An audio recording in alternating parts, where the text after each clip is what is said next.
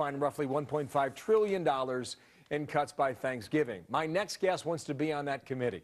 Virginia Senator Mark Warner, Democrat, member of the Senate Budget Committee and part of the so-called Gang of Six. Senator, good morning to you. Good morning, Bill. Why do you want to be on the committee? Well, the fact that I've actually been working on this issue for the last year, that we worked in a bipartisan way, that we actually had a plan laid out, because I think this plan is frankly much too small. I'm a reluctant yes. We need to be closer to $4 trillion in debt reduction. We actually need to address the two major problems that are not addressed in this plan: entitlement reform and tax reform.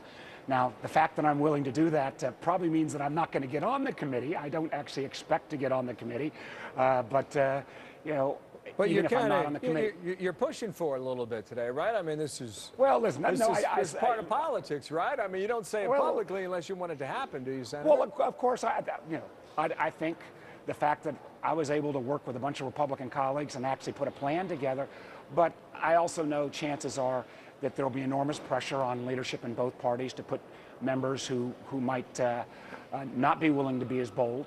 And I understand that. So I think there's a group of us, a much bigger group than the so-called Gang of Six. We want to be bicameral as well, that will keep pushing for a bigger solution. Whoever's on this committee needs to make sure that they hear from voices that say, we need to be really serious. This was a step forward in terms of deficit reduction, but when we still don't address the two big elephants in the room, entitlement reform and tax reform, we're not going to get the job done. I understand what you're saying. Medicare, Medicaid, Social Security, none of that's really addressed in this. A little bit on Medicare, maybe, depending on what comes out of the super committee, but those three programs are 60% of the U.S. budget.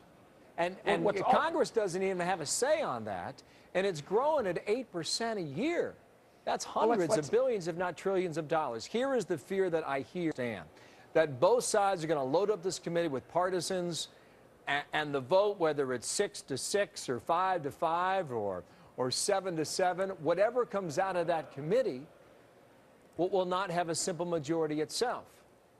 I agree with you, Bill. I think that the chances, you always got to stay optimistic. The chances of what you're saying, a committee lockup, are pretty great. And then we've got this sequestering and these automatic cuts that frankly aren't the best way to go about really restructuring.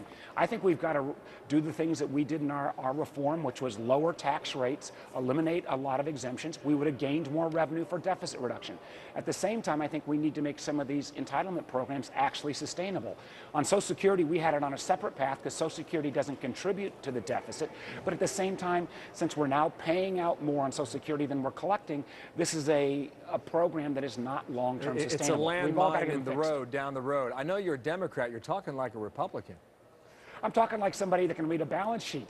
The fact of the matter is we need folks that, actually check their Democrat and Republican hats for a while, and when they get up in the morning realize that it ought to be country first.